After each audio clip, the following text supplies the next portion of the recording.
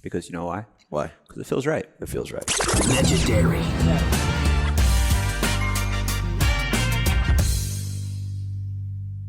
I think you're hit in that a perfect button. spot. I think if we have stuff going on in the background, then it's kind of perfect because the people get to see, kind of behind the scenes of Adam Stone's life. Yeah, no, for sure. Behind the hutch and fine china. Behind the hutch that's exactly what's happening. And If somebody told me to define the word hutch, I probably couldn't do it. But like when you said the hutch with the china, yeah, I got it. But I think a standalone, somebody using the word hutch, I would just be like, huh? Yeah, I didn't even really know what a hutch was. She kind of described it to me. She's taught me a few different things. I didn't know that a key to your car is called a fob. I didn't know that was a fob until like 2 years ago, a year or two ago.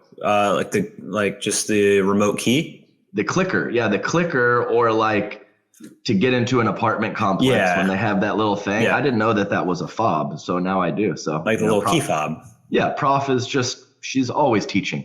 Prof. She's opening up your world. That's right. That's correct. So are you still in Jacksonville, Florida, Robert? Ish, I would say. Look at Prof just peeking at. That's fantastic. Hey, Prof, move those paper towels. They're in our shot, babe. Come on. Atta girl. Well done. I'm in Jacksonville area-ish, Ponte Vedra Beach. Actually, Adam, I don't know if you know this, but little known fact is that the ATP headquarters are in Ponte Vedra, as well as the PGA headquarters are also in Ponte Vedra. Look at you. Just a little fun fact for you today. Yeah. So, since you're in that area, have you just been grinding practice with the People's Champ John Davison? I mean, he went 3 games with the John's Eye. So I mean, yep. He's pro status. Yeah. John Davison has not been in town. I think he's been spending time with his folks in Central Florida somewhere. And I think just based on his Instagram stories, he's been doing some car racing. I still want to see video of him racing cars because it looks pretty dope. But I think he races a little Miata around a track and does pretty well from what I see. So I don't know. I never really got into the dual sport athlete. Dual sport. That's right. Yeah, he is. I mean, he's basically Dion. So that's why that's why he's the people's champ. Yeah, he's the people's champ. I saw that. I mean, we're just rambling at this point, but I saw a 5-second clip of University of Colorado, the first game of their football stadium last year, and then this year with Deion Sanders is pretty cool. So, who is also the Deion Prime documentary is also going to be the same group that did the pickleball documentary for Amazon Prime. So just, we're segueing. We're kind of full circle. I used to love growing up a Falcons and Braves fan. I loved Deion Sanders. He was so fun to watch. Yeah. And he's taking red eyes from an NFL game to play the World Series and stuff. I mean, that's just good times, dude. He's prime time. That's what he is. He always will. Prime time. So should we talk about a little pickle? Yeah, let's talk a little pickle. Let's run through the U.S. Open quickly. It's very prestigious tournament, lots of history in our young pro sport, but definitely a lot of the player pool was on the other side of the country in California for the PPA shootout. So we will definitely touch on the U.S. Open briefly, but a 2-tournament weekend, and most of the talent was certainly over in California. So let's start off with, so I got some notes here. Men's doubles, Kyle Yates, Andre Daescu, pretty smooth run. Ended up beating the Johnsons in the finals. And I don't believe they went 3 games in any of their matches. So a nice smooth run. It's always nice when that happens. A solid bronze for Joey Farias and Andreas Silstrom. Note on Andreas, shout out to him. I was talking to him briefly. He said, so he's been out 5 weeks. With the back, right? With the back, but not, he said he had a herniated disc and he was, for 5 of those weeks, he was in bed, could not leave bed for 2 of those weeks. Ooh. And then, for the past 3 weeks, been getting back into it a little bit, but dude, a guy of his stature, on a pickleball court where the pickleball doesn't bounce very high if you're dinking, and he's having to really use that lower back to get down,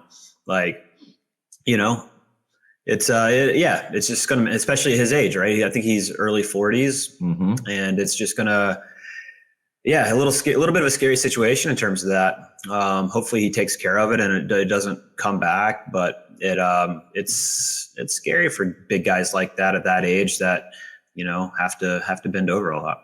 Yeah. And just another reason to, whether it's regular life or pro sports, don't skip leg day. Because when you don't use your legs as much as you need to and bend, especially from the knee, that puts a lot of stress on your lower back. And when you're 6'10", and the ball does not compress and come up to you, that's an issue. So just another, great advantages having that reach into the kitchen. But it's never 100% all positive. There's always going to be some some negatives with the positives when you have that length and you have that size. So we'll see as some of the bigger athletes come over if that continues to be an issue, because you can see a lot of players are very hunched over when they're at the kitchen line, and especially the taller players. Sure, absolutely. That's not an issue for me. I'm just kind of there. I'm just kind of there with that low center of gravity. But yeah, you're absolutely right. And quick little shout out to Austin Gridley and Mario Barrientos. We hadn't seen them in a while. They had a couple nice wins, beating CJ Klinger and Brendan Long, who's Long especially been pretty hot lately. So just wanted to give a shout out to them. Men's singles, man. Rob, you were there. It was pretty steamy, was it not, throughout the week? Yeah. We're talking over 90% humidity and right at about 90 degrees, which you combine those two and it feels like you're in hell. So it's a rough tournament. And then that with a softer ball, right? It makes for kind of long and exciting points, but pretty brutal trying to put the ball away. It's tough conditions for sure, but especially singles. Right. And you see that it was a nice solid run from William Sobek. And when you see the children cramping, then the conditions are real, because I know he was struggling a little bit in the brief bit that I saw. So big props to Sobek, man. He's the past however many weeks, he's really kind of put some stuff together. I don't know if it's because he's coming into himself physically a little bit, get a little stronger. Had the issues cramping, but I think, most people out there were struggling a little bit this week. So, but he's playing great in all events too, right? Not just kind of singles, which has been kind of his best event over the last year, but doing much better in gender as well as mix. So looking to see how he continues to rise, but it's interesting because he's been playing for such a long time, right?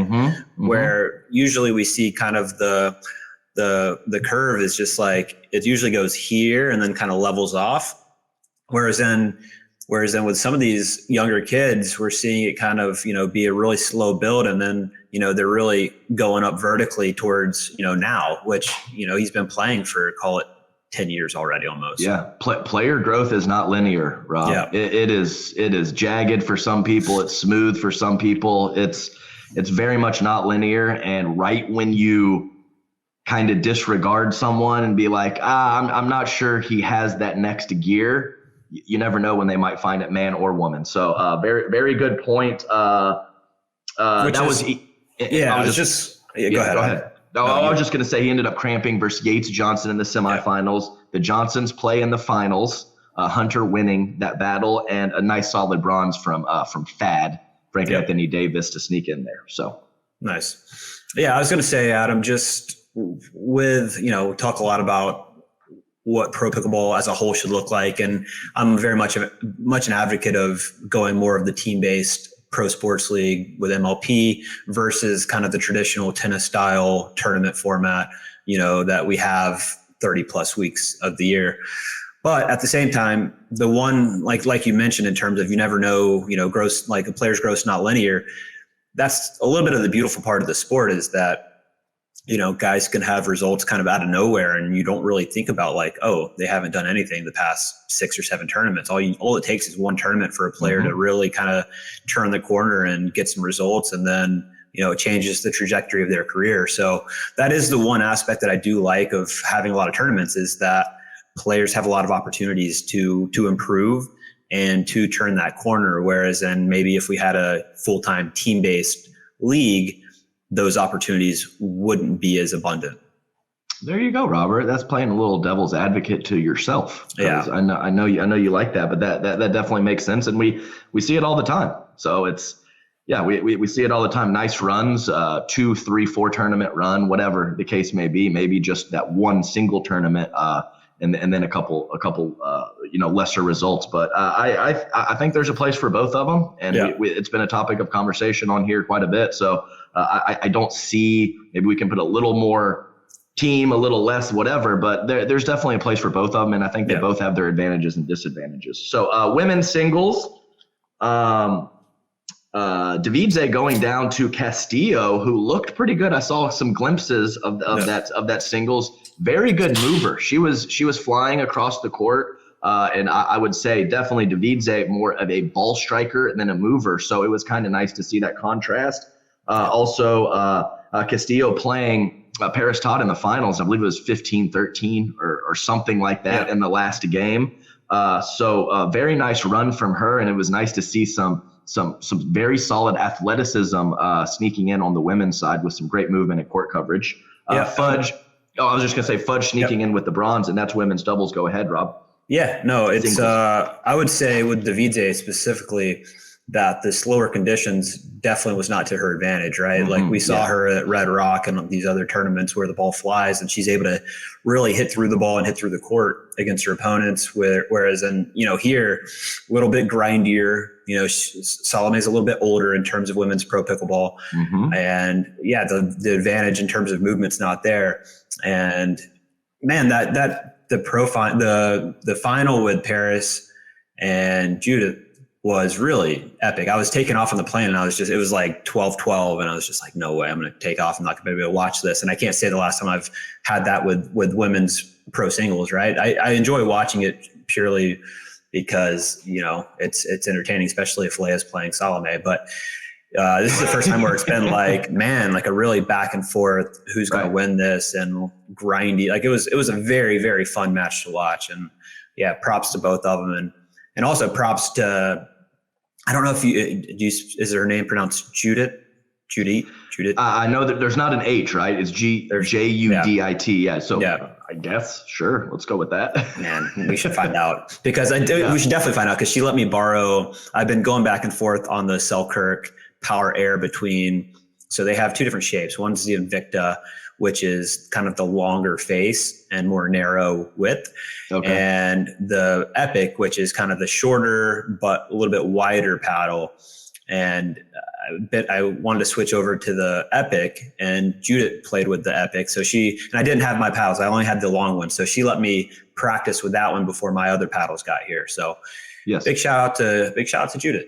Yeah, that's a good reason for you to know how to pronounce your name. And considering I commentate pickleball, I should probably know as well, Robert. Yeah. But moving on. So last event here for the U.S. Open mixed doubles.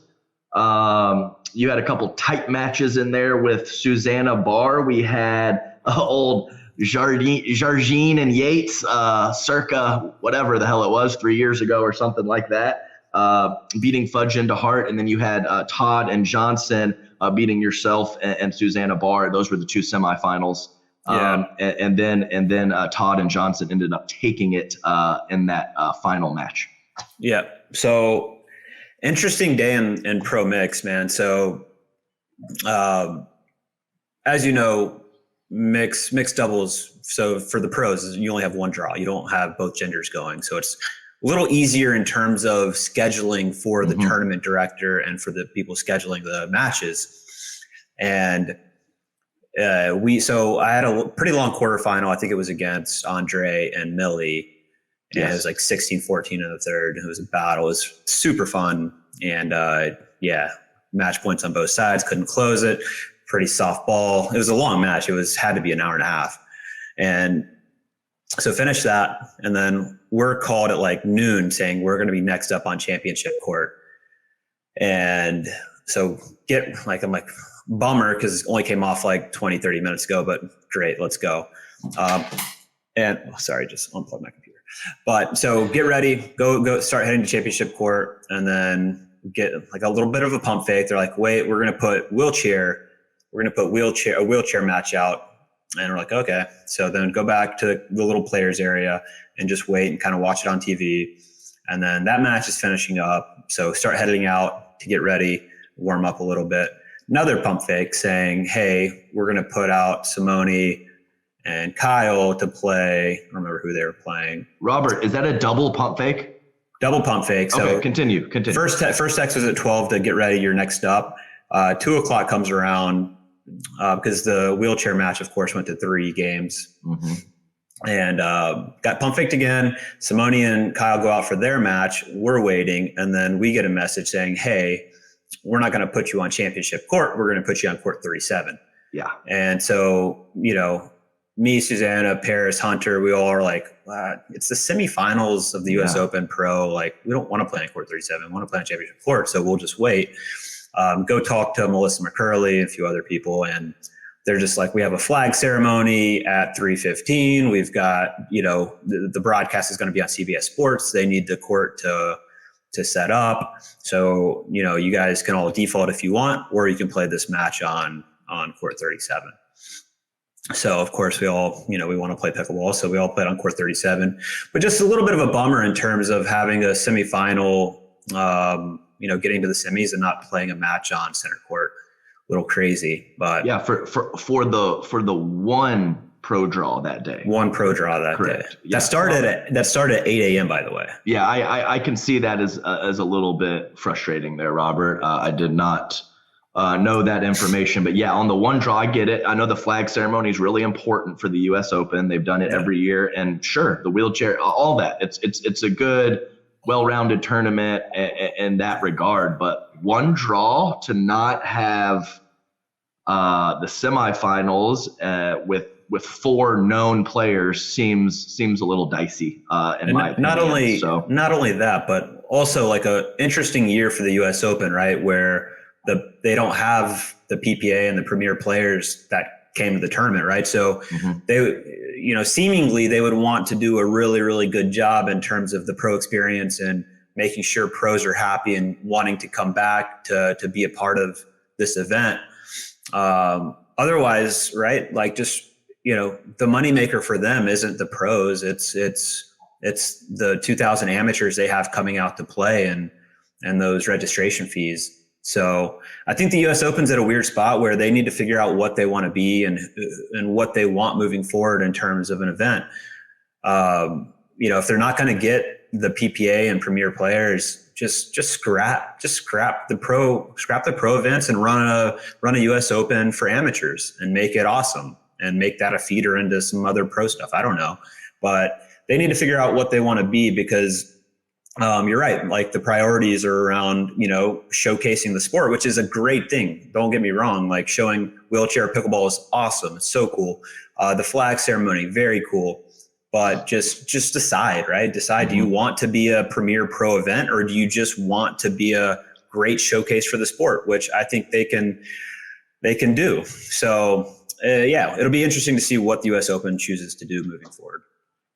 Yes, no, I agree with you. And I think that they've so far to this point just kind of been one of the bigger tournaments. So they haven't necessarily catered or made it a top priority to, fully embrace the pros in terms of whatever the case may be, little pro perks or little things that would make the pros want to come to their event. And now that there's options, a lot of options, it is a little bit of a gray area for them. And I think that's a good point, Rob, as it's an important tournament. It's got if not number 1, number 2 in terms of prestige in the early part of our sport. So I think it is important, and maybe instead of waffling, we kind of pick one direction. We're going to be full on board with all the top talent, or are we just going to be an awesome vibe, an awesome tournament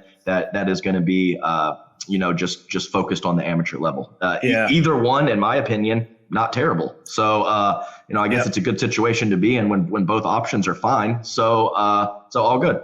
Another interesting aspect of And this has been talked about for the past few years is, kind of the interesting situations that arise around championship court and players and guests and that kind of thing. Mm-hmm. Like I saw, this was maybe 2 or 3 years ago, I saw Annalise, I believe it was grandma, kind of get yelled at by a U.S. Open official to get out of the center court area. Yeah. And this has always been kind of a thing at the U.S. Open. And this year, for example, like before I had a match on championship court, what I would have to do is I'd have to go to the player registration desk with my guest. I would have to get them a ticket.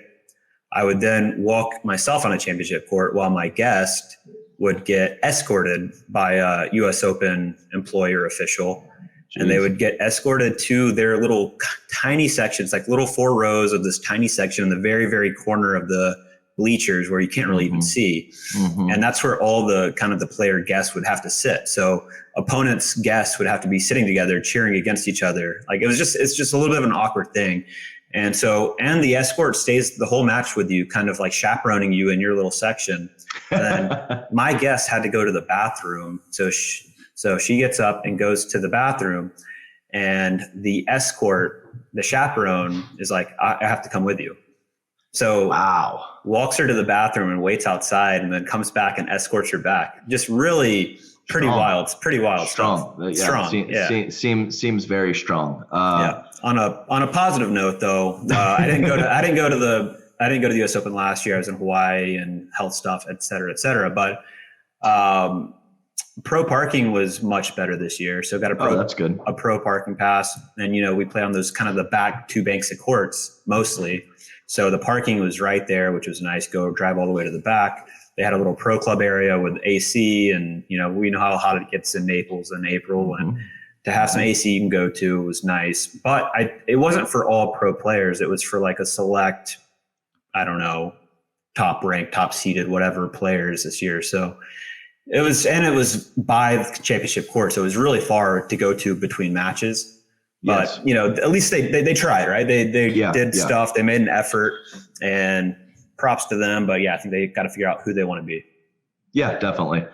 I don't miss taking that shuttle to the park. That's like, a mile and a half away at whatever, 7 p.m. or something like that. So, no, it's good to see some adjustments. I know that they, did some construction, had a couple extra buildings last year, and this and that. And it is, I guess it is. I mean, what do you do exactly? Because those back corner courts are the best courts. And I do like it that the pros are back there. But when you do have a deep run and you're going back and forth between championship court or whatever, it's, it sounds silly.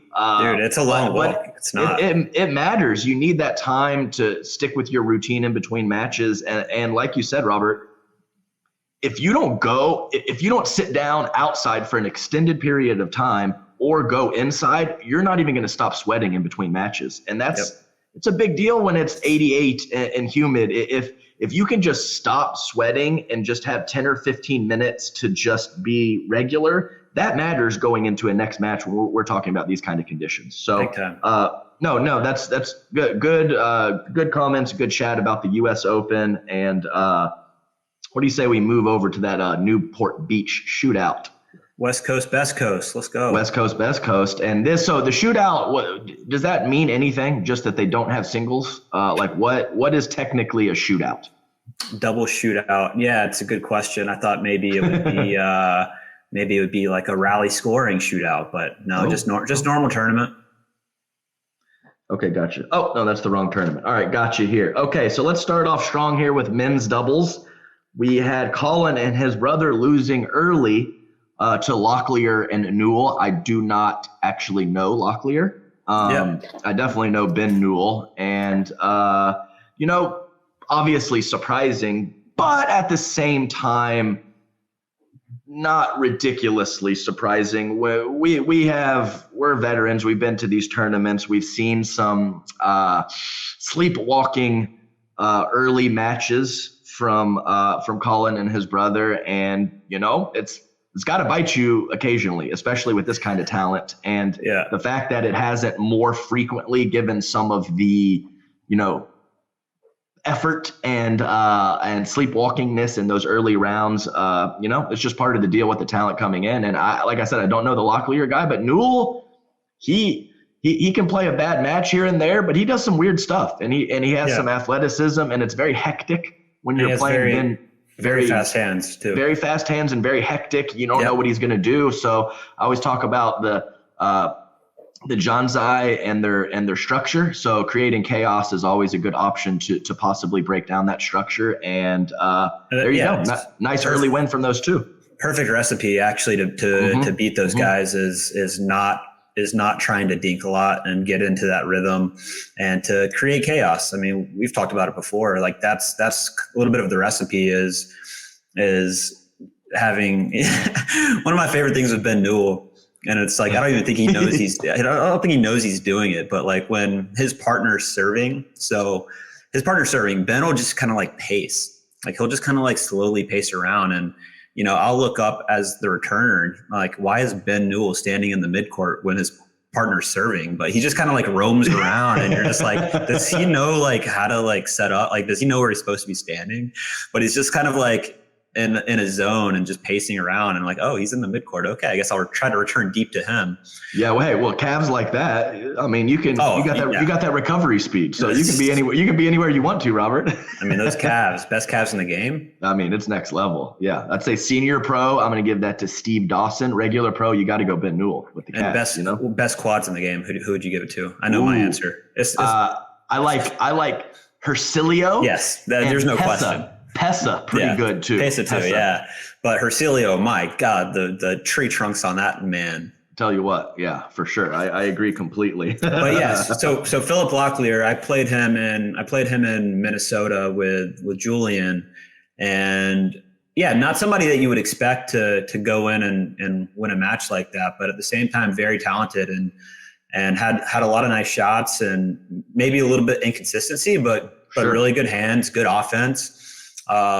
It's similar to like a Brendan Long who struggled with consistency for, the past couple of years, but has kind of put it together and has become more consistent. Always had the offense, always had the hands, always had kind of the ability to create, but lacked on the consistency side. And, we kind of see like, as long as you have the offensive side, and you can dial in the softer stuff and be more consistent, that's a recipe to be a very, very good player. So yeah, big win by those guys. And what I found interesting in that match is that it wasn't always just, in terms of the chaos, Adam, it wasn't always Newell, stacked on the right being a lefty. Like he would be on the left side some, and Locklear would be on the right side. So just abnormal stuff, right? Creating chaos. So, the algorithm's off and they don't really know what's happening is kind of the recipe. So let's get weird, right? Get weird. Yeah, I can just see like Colin, like left-hander on the left side. He just starts twitching a little bit. Yeah, like what's happening? They start hitting up the line dinks and never cross-court dinking. Colin's freaking out. What's going on? I don't know what to do. This is not pickleball. So good. So good. Okay. And of course, the big upset, they lose next round to Tardio and Whitehead. We had J-Dub and Dylan looking great out there, comfortable over Eric Lang and Jay DeVilliers, which, you would expect that. But Eric Lang, men's definitely his best event. So two nice upsets for Stacksrud and Tellez. I can't believe just a mere 6 months ago I was calling them the singles guys. They've really stepped up their doubles game. And to beat Tyson and James Ignatowicz, and then to beat, just the definition of veterans and Callan Dawson and Tyler Loong, just two really solid wins for them. Very smooth from Newman and Wright up until the finals. And they end up losing in 3 games to the kids, Dylan and Dub, about as tight of a 3 games as you can have, but still 3 games. Did you get to watch or check out any of the men's doubles, Robert? Yeah, watch most of that. And on the men's side for the final, you're right, super close. I thought my kind of thought was that Matt and Riley would drop the first one probably in a close one, and then they would come out and really be aggressive, and not aggressive in terms of their play. Yes, aggressive in terms of their play, but also aggressive in terms of kind of their attitude and aggressiveness and quote unquote bullying, because that's how they kind of did it in the past. We watched that one in Austin, I believe it was, and they get down and then they just bring the fire and the heat and the stare downs and J-Dub goes into his shell a little bit, but we didn't see that this time. So I don't know if that's J-Dub and Dylan just maturing and getting a little stronger mentally, knowing how to handle that moment. I mean, I think they're still have a pretty hefty losing record to Matt and Riley this year, but at the same time, taking the final in straight games and close ones at that, I think says a lot in terms of the mental toughness. So really good to see them kind of break through there and take that final. And I think, I think there's a little bit of an edge to J-Dub and Dylan in that matchup moving forward. Oh, yes. And I think you said it. Just getting a couple wins versus Colin and his brother, a couple wins versus Matt and Riley, the top teams, that is a huge deal for these kids because they have been bullied before. I don't care what anyone says. There has been some form of mental on-court bullying, and I'm not 100% sure that they reacted great to that previously. So each time it happens, each time you get a win over a team that uses that as a tactic, that's big time stuff, especially when you're 20 years old. So it's going to be huge for them moving forward. And, let's be clear here, Riley still medaling uncontrollably. And I know he's missed out on the medals a couple times, but he's had a little bit of a partner carousel. He's switched paddles. And I think that, when 6 months ago, I think it was very even in mixed doubles and gender doubles with him and Colin's brother. And now it seems like these last few months, he's had just a slight dip down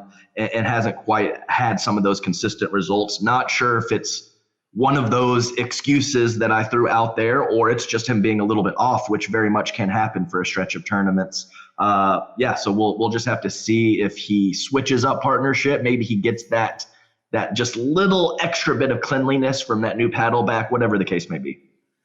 Yeah. And, of course that's, we're nitpicking a little bit, right? Like you said, been an absolute model of consistency in getting to Championship Sunday. And not seeing as many golds as maybe we thought we would be at this point, but just the fact that, he's always right there in the mix is notable. So we'll see how it progresses, but I think he's going to be right there, and it's hard to maintain what he's maintaining. So big props to him. Yeah. It could be so many, it could be any of those things I mentioned, or it could just be a couple points didn't go his way, / he didn't feel the ball as well as he had previously. And this can happen for 5 minutes, or this can happen for 5 tournaments, Rob. It's very small little things, and just feeling the ball. Sometimes you just feel like you can't miss. Sometimes everything feels awkward that day. This is pickleball. This is what happens at the 3-0 level and the 6-0 level. You just gotta roll with it and understand these ebbs and flows are going to happen naturally. So margins are small in pro pickleball, and they're only getting smaller. So you're exactly right. And I think little things like that will continue to be a big deal. Totally. And men's doubles there, mixed doubles next. Tyson McGuffin just finding a way to get where he needs to again. My goodness. Tyson and Lacey Schneeman, just a reasonable 3-match win streak in the heart of this mixed doubles tournament, defeating Jay and Jesse, defeating Anna and James, and then defeating Coop and Colin's brother. I mean, my goodness, can you have a better 3-match win streak than that right there? And all of this after winning 12-10 in the first round against Pablo Tellez and Michelle Escobar. So, I mean, this is just wild stuff. Small margins. Case in point right there, right? Crazy small margins. I mean, that's literally 1 or 2 speed ups, 1 or 2 missed dinks in that first round to get them through. And then to have a 3-match run like that to make Championship Sunday is just, it shows everything we've been talking about right there on paper, Robert. Especially with Tyson, just the mental toughness to get through that and then to keep it going. I think been extremely underrated in terms of his consistency and what he's been able to do. So yeah, totally true. We had the Johnsons, Georgia and JW, obviously with a nice run as well. They had a 3-game quarterfinal with Matt and Lucy, and other than that, very smooth from the Johnsons as they maneuvered their way through the draw, and they were able to take that title. I mean, J-Dub and Georgia. J-Dub double gold. Georgia's winning despite J-Dub. No matter what anybody says. Yes, no matter what. And I think, I'm not 100% sure on this, but I think that J-Dub wasn't overly thrilled about playing with his sister around a year ago or so. Yeah. And things change real quick, don't they, Robert? As J-Dub, you're lucky Georgia's playing with you. That's you're right. Lucky. Georgia, the best Johnson. Said it once, I'll say it again. There you go. Easily. So, but either way, love it. Love Georgia's fearlessness. Really nice to have that big old older brother forehand in the middle to help her out, and they're just really firing on all cylinders, and I love it. And it's really interesting too, because J-Dub in mix doesn't take a lot of court. He kind of plays his own side, dude. Like he doesn't go big in the middle. He'll sneak over and use that kind of forehand reach, out of the air to snag a couple. But he's not really dictating play with dinks, moving in the middle, taking dinks, moving the ball around. He kind of stays on his side on the dinks, and if a ball floats in the middle, he'll go snag it. But for the most part, he doesn't take as much court as most top high level men in mix. So the fact that Georgia's carrying so much court is really impressive. It's with a studly top 10 guy right in front of her. Also, it's not, so to do all that, I tell you what, I'm just waiting for the day when JW gets a middle dink that bounces in front of him, and instead of doing his little wrist manipulation scoop dink, he just fires one at the ladies' Adam's apple. Hey, dude, I know that's disrespectful, but we're playing pro mixed doubles here. These ladies' hands are incredible. I just want to see JW off the bounce, start the fire, and see what happens. It doesn't work, go back to your whatever. It does work. Keep implementing that, J-Dub. But that's the thing. The way J-Dub hits his dinks, he's not able to fire off a bounce. It's too scoopy. You can't. There's no attack off that. So while he's very consistent with it, because the risk is staying still, it's not dangerous. If the ball bounces with J-Dub, he's not going to hurt you. So right. That's all people look to do, like make the ball bounce. He's not gonna attack you. He's not gonna hurt you. So that's, to me, and that's not a dig at J-Dub. To me, it's a testament of how good he is at everything else and how much room he still has to improve. Because once he's able to start looking at balls to attack off the bounce and start doing it, he's got some of the best hands in pickleball. To not have that at your disposal where you can speed up off the bounce and clean up on the next ball is pretty wild to me, that he's at where he's at without having that in his arsenal. So once he's able to add that, like we saw with Riley, right? Like Riley Riley didn't speed up off the bounce for a very long time, and now he's got that little 2-hand flick. Once he's able to, I think once J-Dub's able to implement that, it's going to be next level. Yeah, I agree completely. I think his hands might be the best. Just straight up hand speed, and they're doing a couple replays, and this guy's hitting the ball harder than me with probably 5% as much of a backswing as I do. I literally swing almost as big as I can to create the power, and he's able to get that power with almost nothing, just a little this. So totally right. I agree with that. Once J-Dub manipulates that wrist on the middle ball, he can't do anything else. So let's see if he can make an adjustment, or maybe just keep on keeping on like he does and getting on the medal stand. So either way, great job from the Johnsons, and a very, very rock solid double gold for JW. Yeah. Great weekend. We'll see. We'll see if it continues. I think to really kind of cement his place, like you're gonna have to take out you can only beat who's in front of you, right? But I think seeing him take down the Johns, kind of a little bit more regularly will go a long ways. But we'll see when that happens. Yeah, and yeah, it's. I mean, they're children, Rob.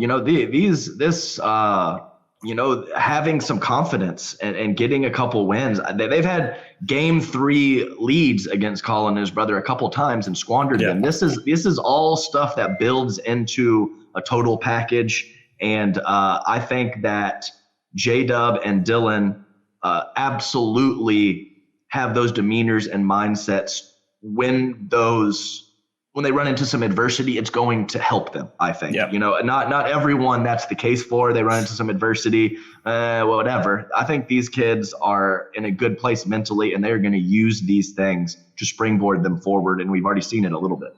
And I think there's no doubt about one thing. They're much hungrier. They want it way more, right? Yes, definitely. They're kind of looking to come at that top spot, whereas then, I could see the Johns, first sign of adversity where they start losing semi-regularly, kind of go throw in the towel a little bit. So we'll see. Yeah, definitely. So good. Great stuff from them. I love those kids, and I'm glad to see them having some nice results out there. So women's pro doubles, Robert, we have Coop and Bright and Kovalova and Smith. Pretty easy roads to the finals, with Kovalova Smith winning that finals matchup in 4. Pretty solid match. I saw some bits and pieces of it. Nice bronze run for Grechkina and Lauren Stratman, beating the 2 seed Leah Jansen and Elise Jones along the way. Little shout out. Oh, here we go. Little shout out to Stratman, new member of the Hard H, Robert. Let's go. Rolling the dice. Solid play. Ended up trading Mary Brasha for Lauren Stratman, 2 pretty similarly leveled players, but Lauren Stratman with a little bit more experience and a little bit more offensive firepower. So hopefully she steps up from us. And we had some slight, maybe not slight, we'll just say we had some controversy in the women's doubles draw. Pretty chalky throughout in terms of results, but we had a disqualification, I believe, in the second round for Jill Braverman and Sarah Ansberry. Tell me a little bit about that, Robert. Yeah, so let's see. Yeah, so from my understanding, I believe it was quarterfinal match, right, where they won, advanced to the semis, and had to default that? I'm not sure if it was quarters to semis or it was like second round 2 quarters. Either way. So paddles got tested pre-match, from what I'm told.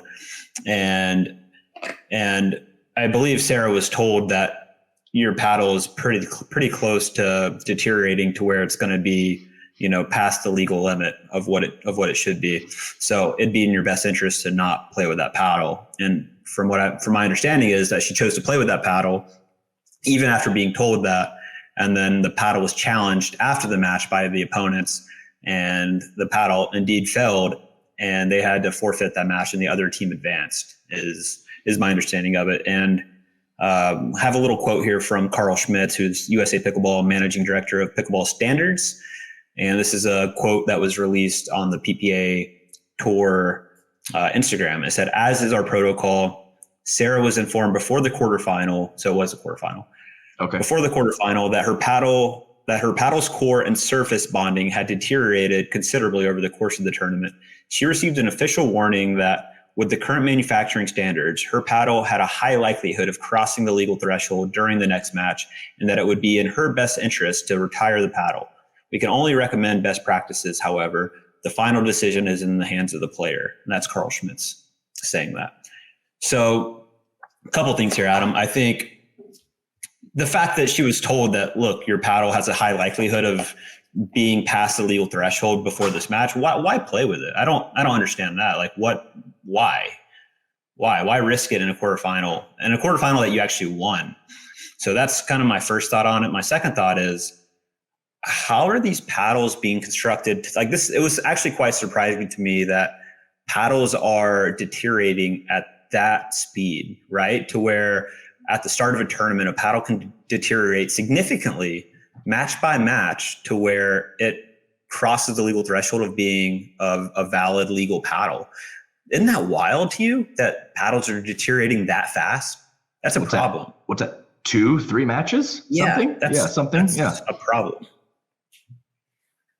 I totally agree And very, very interesting situation. I'm sure we're going to have, a couple more of these as the testing gets a little bit better, and obviously going to be at all the tournaments. But here's a question, Rob. If we have, and we don't have a perfect system yet, but once we get more information, we have more on-site testing, it's more accurate, the thresholds are perfectly defined. Is it considered really cheating if Sarah knows and just still goes for it? Once she gets that information, once the testing and everything is in place, I don't know, is she just taking a risk going for it? Is that considered, getting an unfair edge? How would you say that actually stacks up once there actually is a full-fledged system for checking these paddles? I wouldn't say it's cheating, right? I wouldn't say Sarah cheated. I would say, prior to the match, the paddle was within the legal threshold, but she was told that there's a high likelihood that it will pass that legal threshold by the end of this match. So you're at a high risk if you play with this paddle. I think, if it were me, I would not play with that paddle because I wouldn't want to risk the result of winning and having to forfeit that match. So yeah, I think not cheating, because the start of the match, it was a legal paddle. But at the same time, the fact that you were told that it has a high likelihood of passing that threshold, why risk it? Why? To me, I don't understand it. It's like a head scratcher. It's like, why even go down that path? And something else you said, Robert, what is going on with the paddle manufacturer that this can happen in 2 matches? I get it. It's pro level matches. They're hitting the ball harder than a 3-0, whatever. But how can it go from easy pass to possibly failing in a 2-match stretch? Like, what is that standard manufacturing process? Is it maybe different than their regular paddle that they sell online, that they give to their pro players? I have no idea. This is all just speculation. But how can that happen to such a level change in 2 matches? No, and to me it seems unsustainable in terms of paddle testing, right? Like, are we really going to have to test paddles before and after every single match and every single tournament that we play? It seems a little bit much in terms of paddles being manipulated to that extent between, from match to match. It's like, do we come up with a better manufacturing standard? Mm-hmm. Do we change materials? Do we make standardized materials that you can only use, that all paddle manufacturers have to make stuff within these specific limits? Which I know there's already a pretty broad range of limits, but I mean basically to have more standardized paddles with, specific nuances that, longer handles, stuff like that. But the actual surface material and surface core are standard and similar. I don't know. But I do know that we're getting into some crazy territory here of just nonstop testing of paddles, where I don't know if that's a road we should go down. But it seems like that's the path we're taking. But props to the PPA for actually getting paddle testing going, because it's been obviously a hot topic. It's been pushed by a lot of players that there's a lot of delaminated paddles, and I think without that push, that these testing procedures wouldn't be in place. So while people can look at certain players as being whiny or problematic for voicing their opinions on delaminated paddles, at the same time, it's starting to create some change. So, keep doing it. And I only reason I'm using this example is because I just watched a documentary, but let's be clear, this is a professional sport. There's money on the line. And when I saw this documentary, basically it's on WADA, World Anti-Doping Agency, and steroids. And it's a constant battle. They figure out a way to dope, then WADA figures that out, then they figure out another way. And it's just a constant battle back and forth constantly with finding a way to dope, to get past the regulations they have in place.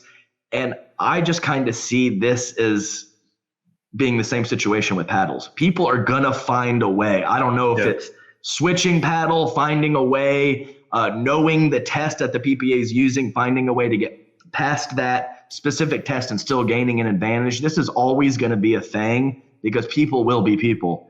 And they are always going to look for those edges, legal and illegal. So not saying anything about, Ansberry, had nothing to do with her about cheating, anything like that. Generally generally speaking, people will always do something to gain an edge, and that does not have to stay in the legal scope. That can very much go into illegal. So one note on this, Adam, that I found particularly interesting with the Newport Beach shootout in particular is that I believe all paddles got tested, and some paddles failed the test straight up, but players got to continue playing with them, and only if an opponent challenged that paddle, would that paddle be taken out of play. Oh, I see. Okay. So to me, that seems wild. Like if you do if you do a test and a paddle's deemed illegal or failed or past the legal threshold, take that paddle out of play. Don't wait for your opponent to have to challenge that to be taken out of play. No, that's a great point. I did not know that, Rob. Yeah, so that seems like common sense. Is if we're going to spend the time testing these paddles for legality, let's if a paddle fails, get that thing out of play because it's not a fair playing field. We shouldn't have to wait for your opponents to actually challenge that paddle. Sure. No, I think that's absolutely true. Off the top of my head, I think that makes way more sense. And had some great strides in this from the governing bodies and the tours so far. So I expect probably more of the same. It's not completely figured out yet, obviously. Question for you, Adam. Yes. If a player plays with a paddle that gets tested post-match, for example, and that paddle comes back as failed or, past the legal thresholds, and that player won matches and won the tournament, whatever, medals, doesn't matter what it is, earns prize money. How do you what should be the repercussions around that? No, that's a great question. And I believe it was the previous tournament at Red Rock. I believe PPA made a statement that said after Travis Rettenmeier had issues with Tyson's paddle, they basically said, well, we're going to test this paddle. We're going to send it off. If it does come back, illegal, Tyson will void his points and his prize money. And Rettenmeier was like, well, what does that do for me? What does that do for me? I'm the guy who got screwed and I get nothing out of it. So maybe there can be some form of allocation of prize money or some form of something that player gets back for being cheated and not just a kind of a penalty for the player that did have that illegal paddle. So I think it probably needs to go both ways, and there needs to be some form of compensation structure put in place for the player that did get, cheated with the illegal paddle. So, and that's very tough and probably not a way to make that perfect, but I think something probably down the line needs to be put in place in that regard. Yeah, I didn't even think about that against the player who's at the mercy of the exactly. They just get to go to the back draw or be out of the tournament. That's the result of them, where all of the attention is put on the player with the illegal paddle and the repercussions from him. So just a slightly different way to look at it, and it probably needs to go both ways: penalty for illegal paddle and some form of compensation for the player that got, like I said, quote unquote, cheated. Yeah. Adam, you mentioned the World Anti-Doping Agency. I read a pretty wild stat. I don't remember where I read it, but I'm sure I can find it somewhere. But it was talking about Adderall, players on Adderall in Major League Baseball. Okay. And there was a specific year where it got banned, and then it became very, very hard for players to get a therapeutic use exemption for it. But the stat that I remember, Adam, if this is accurate, and then so we can maybe double check this, but it was something absurd. Like the year before that it got banned, I think it was 85% of Major League Baseball players were on Adderall. 85%. 85%, Adam. Bonkers. Yeah. No, bonkers. It is. Like, think about how big of a deal that is. Think how hard it is to sit in left field and get 2 balls in 3 hours. Yeah. You think Adderall doesn't help you stay locked in when you're out there? And before Adderall, it was like, I love baseball. I always read these or watch these documentaries, and they had these things called Greenies, basically amphetamines. And they would pop a couple Greenies before they would play a game to stay locked in. And basically, if people on your team found out that you weren't into taking Greenies, it was a big deal. They didn't like that. Like they wanted you to be on, basically it's Adderall, basically the same thing, some form of upper that helps you lock in mentally. And so it's 85% is wild though. And I totally believe it. And you get that peer pressure also from baseball players, but we're getting a little down the rabbit hole here, but 85% is a wild number. And long dink rallies, hanging out in left field. It's all important to stay focused. And it's mental steroids are no different than physical steroids, in my opinion. And I think mental steroids in pickleball, especially doubles, are more beneficial, right? And singles maybe not, but in doubles, man, being able to stay locked in and focused, like it's happened to all of us, right? Amateurs, pros alike. It's like you miss one shot, one return, you're like, damn, I just wasn't really locked in or focused on that return or paying attention, right? Exactly. Like your mind drifted for just a second, you miss that return, and then you walk up to the kitchen line, your opponent hits your partner hits their return in, you get a drive coming right at you. You're still thinking about, man, why wasn't I focused on that return? And then you biff a fourth volley right into the net, and you're like, oh, there goes 2 points, just because mind drifted for just a second. Just a half a piece a second. And there's 2 points right there.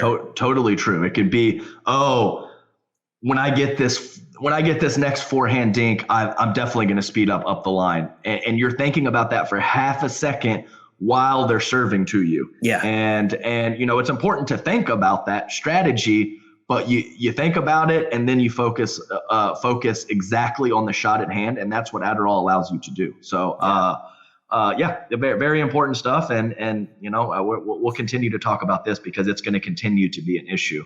No doubt about it.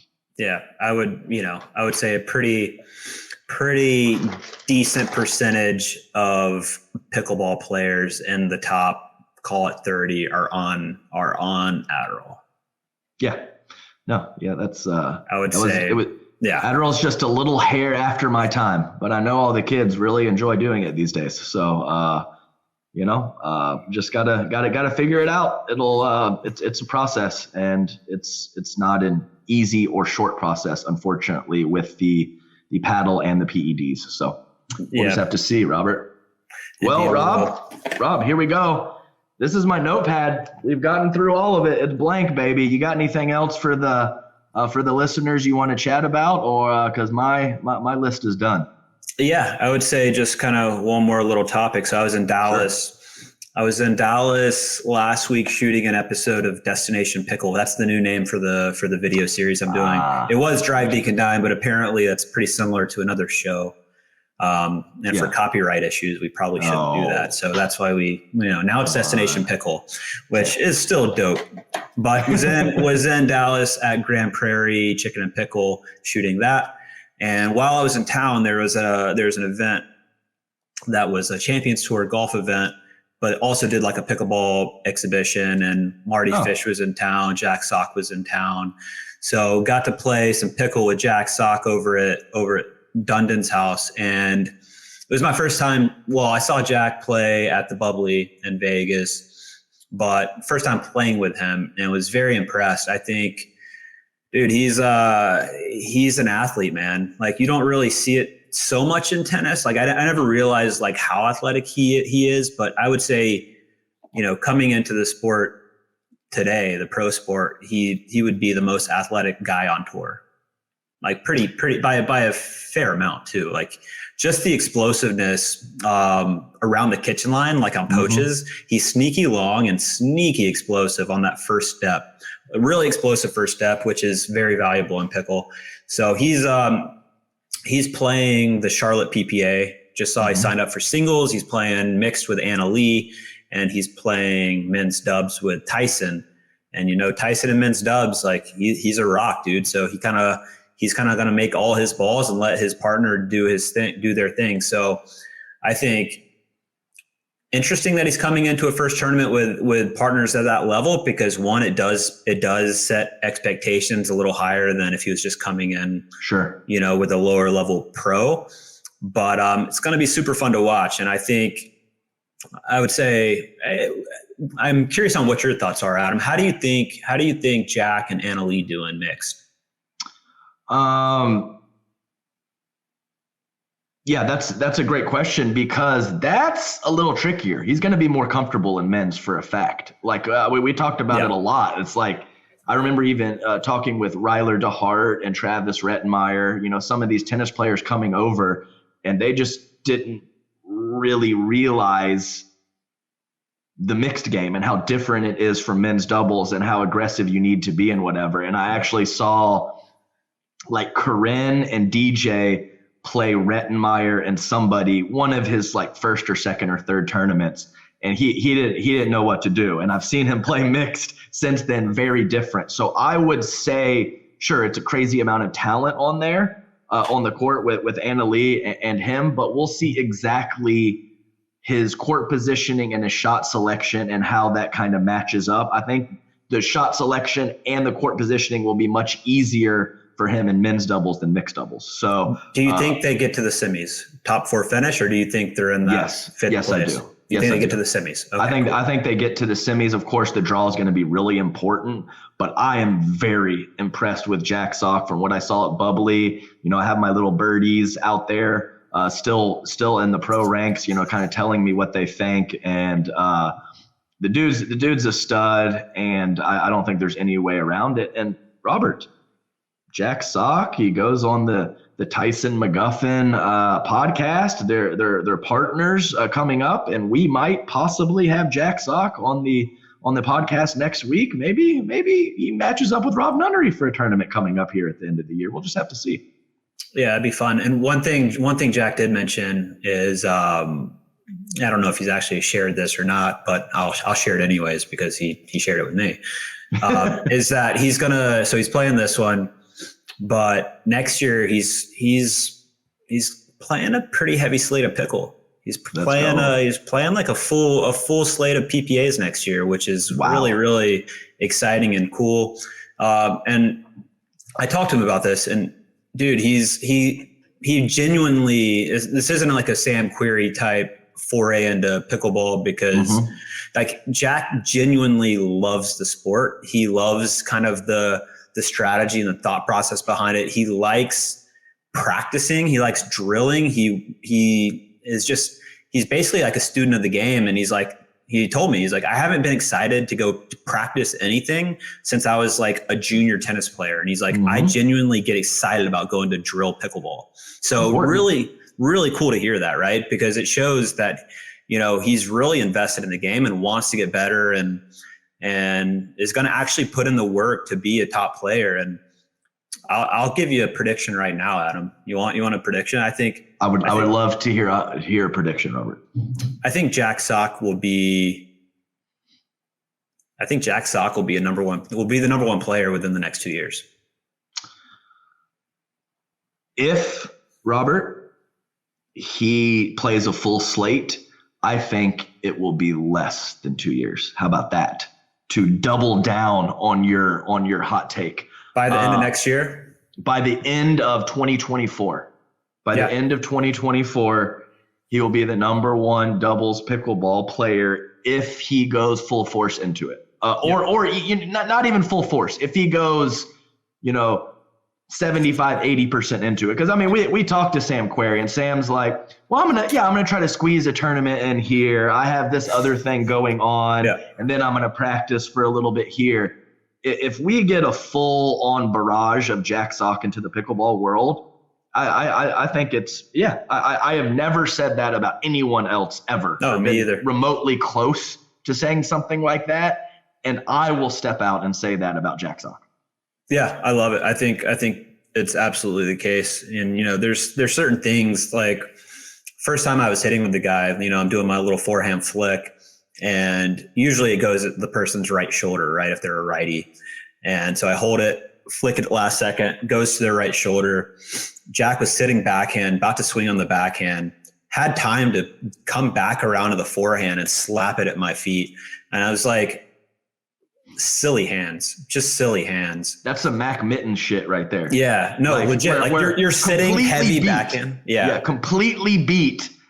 Your opponent's hitting an offensive shot, and they just we'll just switch over to the other side, no big deal. And not just reset it, but counter it and reset it, both. Yeah, that was the most impressive thing about Bubbly for me, was the ability to soft counter at the kitchen line when he was slightly fooled, and any form of not fooled, just power counter. So to have both of those already, pretty awesome stuff, and the tools are there, and it's going to be very exciting. Unfortunately, I have a damn pregnant wife really throwing off my rhythm. I was trying to drive down to Charlotte for a day and be a fan and just you know have a couple cocktails and watch some pickleball, but unfortunately there's a baby coming, so I guess I got to stay here. Well, it's interesting. Unlike most tennis guys that convert over,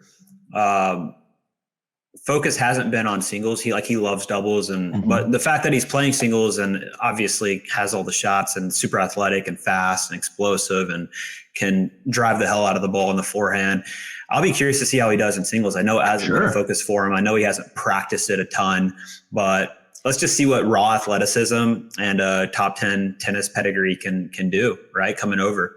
So dude, super excited. I wish I was going to Charlotte to actually be there.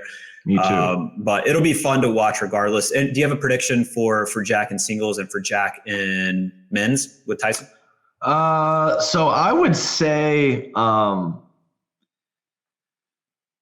it's really tough. I think even though his partner is obviously better in mixed, I would say that mixed and men's are probably going to be relatively even in terms of how I would guess that he would do. As I mentioned, with that being comfortable, easier, quicker on the men's side than the mixed side. So I would definitely say singles would probably be the one I would think he would do the least well in.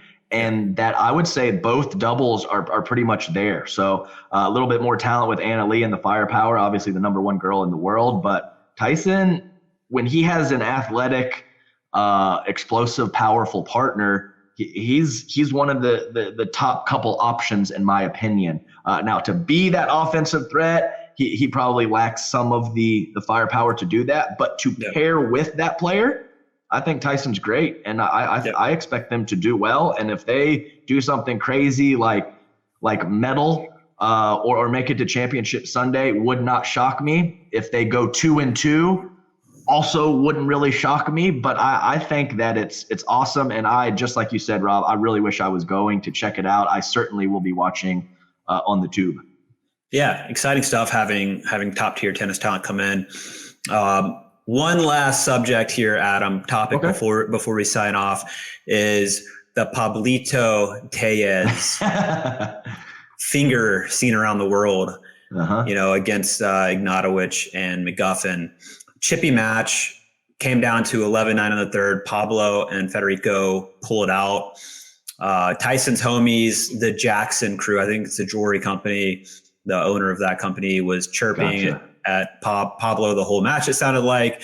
And at the end of the match, Pablo kind of got, had enough of it, shot him the bird, said some choice words, said some yappies as he was going off the court, had to get kind of separated between him and the dude. And apparently PPA came out and fined Pablo, not Pablo's first run in with officials, as he was the first one to get a card in MLP. Well, but just super interesting though, because he's such a mild mannered dude that it feels like people just come at him and he retaliates, and he's the one that gets in trouble here. And and at the PPA one, from what I understand, from what some other pros told me, is that there were some racist remarks being said while Pablo was on court. Oh, wow. And so in instances like that, you have to protect your players, right? If there's racist remarks being made and it's verified by other people around you, and that's in that area, one, that dude has to get kicked out of the tournament. You're gone. And you have to protect your players. So if that were the case and Pablo was retaliating and reacting to something like that, totally understand it. You can say, let cooler heads prevail and just ignore it. But dude, you're at your place of work, heckling, great, whatever, right? Like cheering, booing, whatever. But once you start making racist comments and racist remarks, it's over the line and there's no place for it. And question is, we're gonna fine our players, but when are we gonna start finding the instigators and instead of the retaliators, right? I don't know. Rob, that's really picked up in the last 6 months too. Yeah. Like you didn't have a lot of fan interactions or things of that nature, a year plus ago, but it seems like it has kicked up a couple times. And that's a great point. I had no idea that there was a possible racial slur thrown in there, which is obviously too bad. But yeah, it's a point. I didn't really even think about that. If there has to be a balance, and it's a tough one because there's the fine and the stoop to his level probably shouldn't do that. But if there is certain things being said that kind of run along or are those racist statements, that's a big deal and that's unacceptable. So you have to have your employees behaving properly, but you have to have a proper environment for them to flourish and to not get themselves into those situations. So I think it is a fine line from PPA, and we'll just have to see exactly what happens as we continue with bigger crowds and Vizzy hard seltzers and things of that nature at the venue, which all kind of come together to create these situations. And I just don't see how we're not going to have more of this type of stuff moving forward. Yeah, I mean, I think the crowd interactions and the, engagement's fantastic. Just no place for the racial stuff. Definitely. Yeah, that's too bad. And maybe do want to give a shout out to, hopefully get some more details on it. Yes. Do want to give a shout out to Selkirk. I saw they put a post out with like Pablo with like, the chirping. So they kind of embrace it and back their players. And Selkirk's always been great with, supporting their players and backing them. And I just want to give a shout out to those guys. Saw the debut of their actual new shoe. I saw Dylan was wearing a new Selkirk shoe, which is pretty cool that they're foraying into footwear. So excited to try those myself. And just big shout out to Selkirk for supporting Pablo, supporting their players, and supporting this podcast. They're doing it. I mean, new paddles, keeping up with the technology as one of the original paddle companies. And now, I guess they got the Ava Lee with the Brasha commercial and then the shoes. So really cool to see them going full force and kind of competing as a, an older school pickleball company competing with the big boys. That's really great. And I totally agree. And also wanted to mention one last thing, Rob, is that Pablo had no beef or no looks at his opponents when this has happened. This was all to the crowd. So I don't think this was even a small percentage of a James Tyson issue. This was a crowd issue, and I just wanted to kind of clear that up just in case. I don't think there was any beef between the players, all Pablo and the crowd. So either way. That's a good point. Yeah, solid episode there, Robert. I enjoyed that one. And like I mentioned earlier, let's see if we can't get old spicy guest in there for next week. I know the people love me and you, Rob, but when you get a guest mixed in there, I think that's really what the people want. So I want to get Jack on to hear his own predictions for Charlotte. Ooh, yes, please do. Let's get that guy on. I'll have a nice little list of questions for him, and I'll make sure not to butter him up too much. We talked really nice about him. We gotta say some nice things, but let's bring him down a notch every now and then as well. So. I bet you have a nicer hutch than he has. God, no doubt about it. No doubt about it, Robert. All right, Adam. See you next week, buddy. Later. Yep. Because you know why? Why? Because it feels right. It feels right. Legendary.